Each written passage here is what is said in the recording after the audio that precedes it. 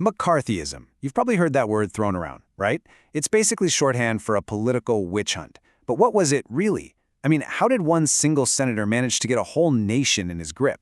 Well, today we're going to peel back the layers on that and really get into the anatomy of fear. You know, back in the early 1950s, this kind of talk wasn't coming from some fringe group. No way. This was the message coming from the top, from American leaders. It created this whole climate where being suspicious of your neighbor wasn't just okay, it was practically your patriotic duty. So the big question is, how did we get there? How did this climate of fear give rise to one of America's most, let's just say, notorious political figures? How did this one guy, a pretty unknown senator named Joe McCarthy, tap into all that anxiety and build a power base that would, completely ruin lives and define an entire era? Okay, so first things first. To really get this, you have to understand the world McCarthy was stepping into. See, he didn't create the Red Scare. Not at all. The stage was already set. It was like he just walked into a room filled with gasoline and lit a match. Think about it. In just 5 short years after World War II, the entire world just flipped. The Soviet Union, they went from being our ally to our #1 enemy in the Cold War. And then, and this was a huge shock, they got the atomic bomb, way earlier than anyone expected. On top of that, American troops were suddenly in Korea, fighting against communist forces. The tension was just, you could feel it everywhere. And here's a really crucial point. This fear wasn't just made up out of thin air. It felt real.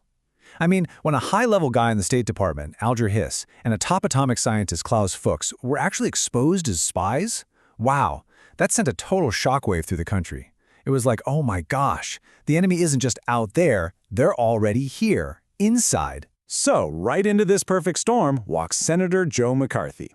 And you have to remember, before 1950, most people had no idea who he was. Just a pretty unremarkable senator from Wisconsin who was really, and I mean really, looking for an issue to grab onto so he could get reelected. Yeah, his career was pretty much floundering. His record was, well, there wasn't much of one. He was in serious danger of being a one-and-done senator. So he needed something big, a political bombshell. And it seems like it was a pretty calculated move. He landed on hunting communists as his ticket to the big time. And he kicks it all off with a number. A very specific, very shocking number. 205. So what was that about? Well, in a now famous speech, he literally held up a piece of paper and claimed he had a list of 205 known communists currently working in the U.S. State Department. Can you imagine? It was an absolute bombshell. And the craziest part? He never actually produced the list. Not a single name. But in that paranoid climate of 1950, it didn't even matter. The accusation itself was all it took. And just like that, McCarthy's claim was like throwing a gallon of gasoline on an already raging fire. It totally supercharged all these anti-communist investigations and turned what was, a general suspicion into a full-blown public witch hunt. So you had these committees, like the House Un-American Activities Committee, or HUAC, as everyone called it. They became these incredibly powerful stages for public accusations. People from Hollywood, the government, you name it, they were dragged in front of these committees. And they were faced with this awful choice. Name names, tell us who you know that might be a communist, or refuse to cooperate and get branded a communist sympathizer yourself. And that meant you were blacklisted. Your career was over, just like that. Hollywood, of course, was a huge target. And you know what? The pressure campaign worked like a charm.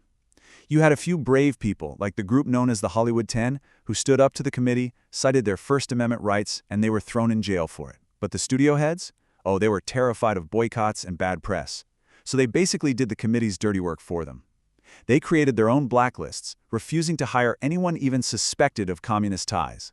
It was brutal. But if you want to understand just how deadly serious this whole thing got, you have to look at the case of Julius and Ethel Rosenberg. I mean, just listen to what the judge said about them at their sentencing. That language, it just shows you the apocalyptic stakes people felt were at play. So, the Rosenbergs were accused of passing atomic secrets to the Soviets.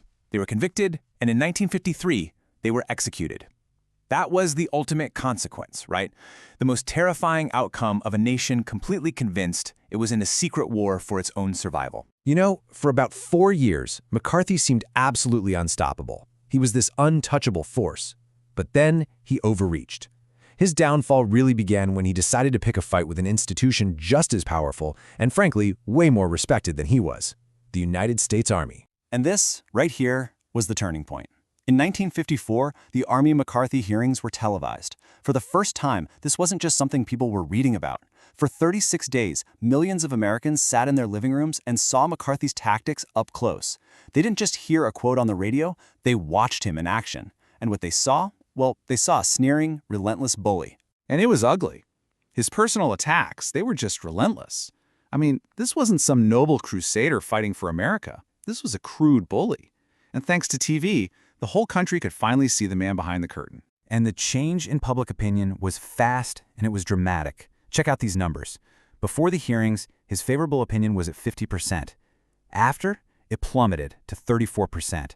And his negative rating shot up to 45%. That televised spectacle had totally broken the spell. And with the public turning on him, his colleagues in the Senate finally saw their opening. They moved against him, and by a vote of 67 to 22, they formally censured him. Basically, they publicly condemned his conduct, and with that, his power was gone. It was over. So Joseph McCarthy the man, he pretty much faded into obscurity. He died just a few years later. But his name became infamous. It was immortalized as this new political word, McCarthyism. So what exactly is McCarthyism? What does that word mean today? At its core, it's the practice of making these wild accusations of, subversion or treason without any actual evidence to back it up. It's about attacking someone's character, their patriotism, with reckless, unsubstantiated claims. It's basically character assassination dressed up as patriotism. And that really leaves us with a final and kind of unsettling question. A question that echoes from that time all the way to today. If new demagogues appeared during uncertain times and started attacking unpopular minorities in the name of patriotism, could it all happen again?